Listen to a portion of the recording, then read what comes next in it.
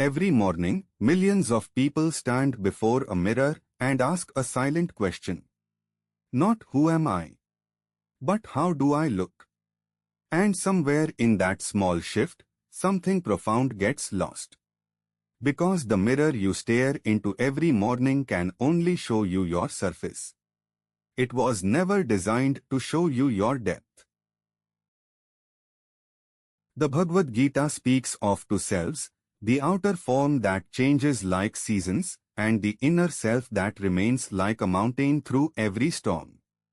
Krishna tells Arjuna in chapter 2, the soul is neither born nor does it die.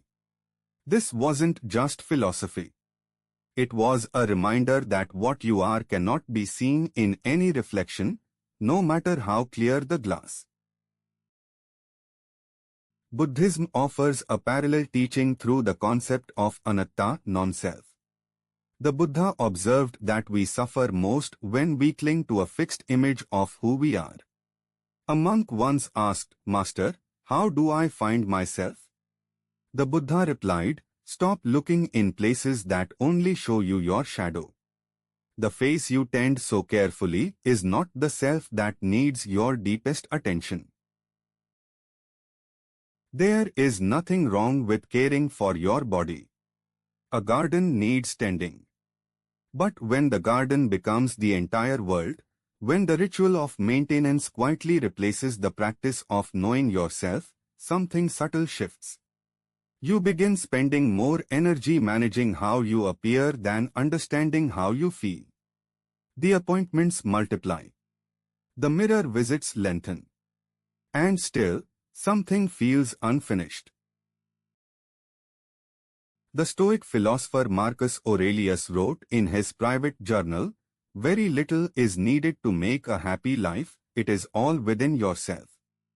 He was emperor of Rome, surrounded by luxury, beauty, power.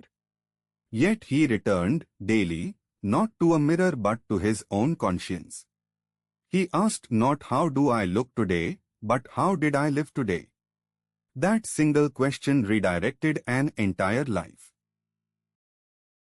Modern psychology calls this the self-objectification trap, when we begin seeing ourselves primarily as objects to be viewed rather than subjects who experience life. Research shows it quietly erodes confidence, deepens anxiety, and creates a hunger that no treatment can satisfy. Because you cannot fill an inner emptiness with an outer glow. The skin brightens. The ache remains. Here is the quiet paradox: the more we polish the surface, the more invisible the interior becomes even to ourselves.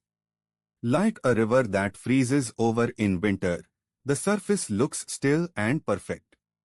But underneath, the current still moves, still searches, still needs somewhere to go. Your inner life is that current. It does not stop moving just because you've stopped listening. And here is the deepest truth, the one that changes everything: you are not the face that ages. You are the awareness that watches it age. Every wrinkle, every change, every imperfection you rush to correct is simply time leaving its honest mark on something temporary.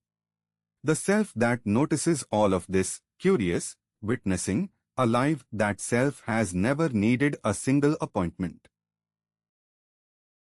Today, try this one practice.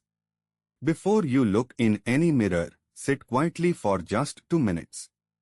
Place one hand on your chest.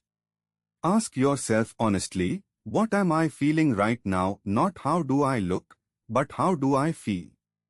Name it without judgment. Tired. Hopeful. Anxious. Grateful. This small act of inner witnessing is the oldest form of self-care ever known. It costs nothing. It changes everything. The mirror will always show you what time is doing to your face. But only stillness can show you what life is doing to your soul.